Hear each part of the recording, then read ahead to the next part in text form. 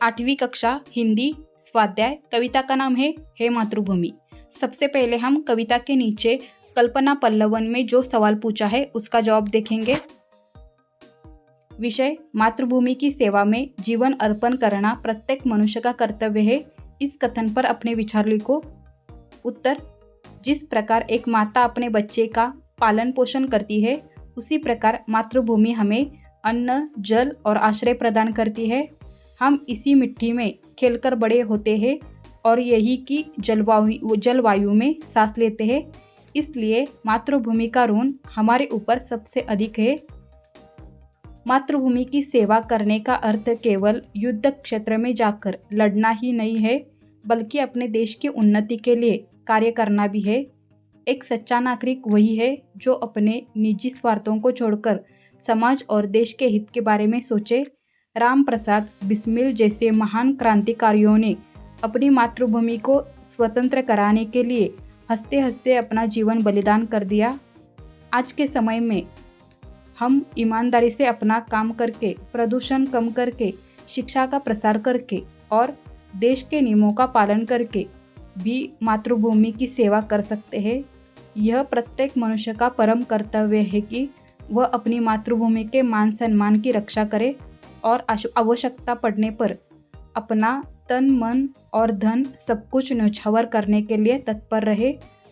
सच ही कहा गया है कि जननी और जन्मभूमि स्वर्ग से बढ़कर होती है। तो इस प्रकार आपको अपने विचार लिखने हैं। अब हम अगला सवाल देखते हैं। 1. सूचना के अनुसार कृतियाँ करो। सवाल 1, कृति पूर्ण करो। मातृभूमि की विशेषताएं मतलब वैशिष्ट्य।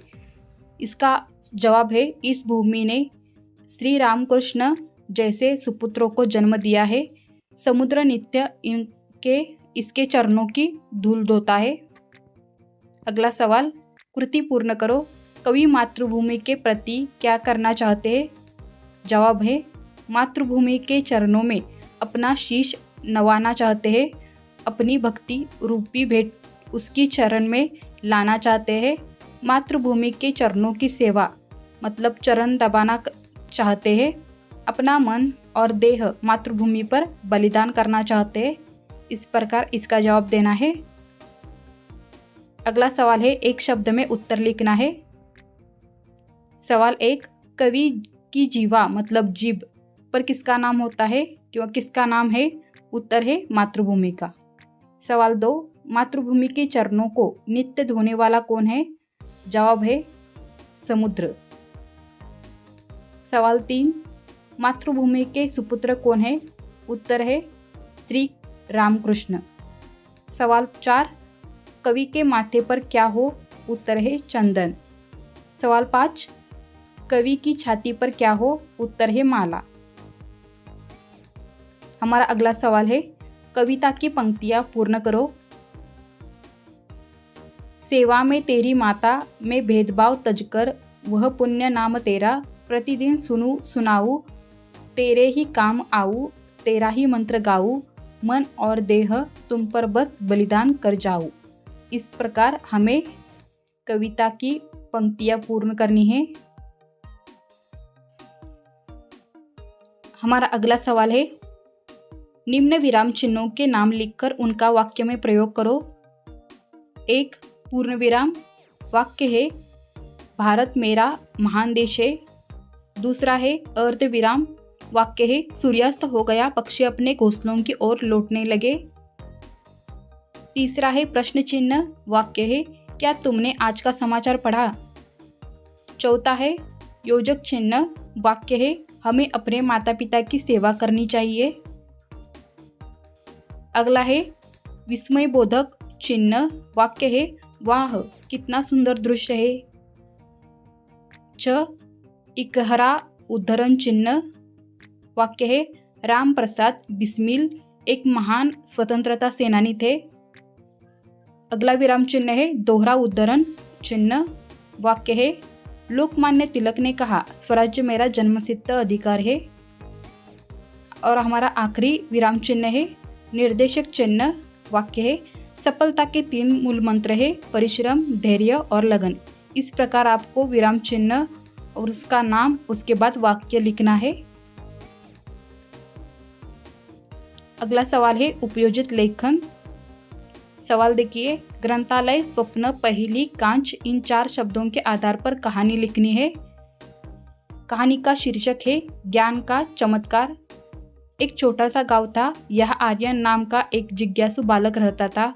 आर्यन को नई नई बातें जानने और पढ़ने का बहुत शौक था। वह प्रतिदिन गांव के ग्रंथालय में जाकर महापुरुषों की जीवनियाँ और साहसिक कहानियाँ पढ़ा करता था।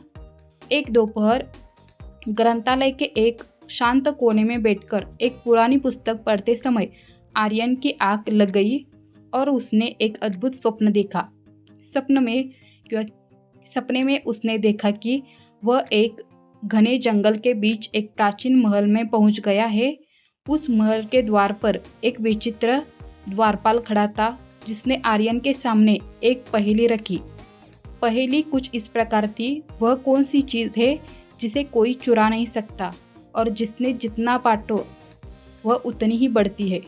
आर्यन ने अपनी बुद्धि का उपयोग किया और मुस्कुराते हुए उत्तर दिया, ज्ञान। आर्यन के सही उत्तर से प्रसन्न होकर द्वारपाल ने उसे महल के अंदर जाने दिया। अंदर एक विशाल हॉल था, जिसमें चारों ओर सुंदर नक्शीदार कांच लगे थे। उन शीशों में आर्यन को अपना भविष्य दिखाई दे रहा था, जहां वह अपनी मातृभूमि की सेवा कर रहा था। तभी अचानक ग्रंथालय के कर्मचारी की आवाज़ से आर्यन की नींद खुली। उसे एहसास हुआ कि पुस्तकों से प्राप्त ज्ञान ही वही असली खजाना है, जो उसे उसके लक्ष्य तक पहुंचा सकता है। इससे हमें सीख क्या मिली? निरंतर अध्ययन और ज्ञान प्राप्ति से ही हमें अपने सपनों को साकार कर सकते हैं और देश की सेवा कर सकते हैं। तो इसी प्रकार आपको इस कविता का स्वाध्याय लिखना है। धन्यवाद।